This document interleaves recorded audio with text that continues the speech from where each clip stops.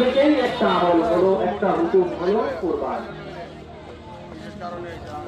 এই কুরবানিটার ক্ষেত্রে আল্লাহ তাআলা পরিষ্কার বলেছেন, লা ইয়ানালাল্লাহু যুহুমুহা ওয়ালা দিমাউহা। আল্লাহ তাআলার নিকট কুরবানির পশুর গোশত, রক্ত, হাড্ডির অবস্থা,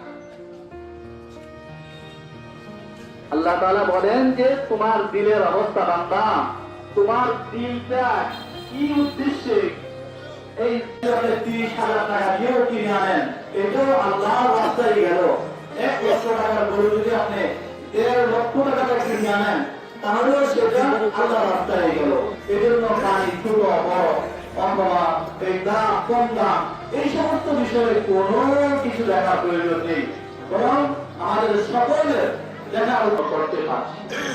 কাজ আমরা করব, সমস্ত কাজের উদ্দেশ্য হবে আল্লাহ তাআলার সন্তুষ্টি।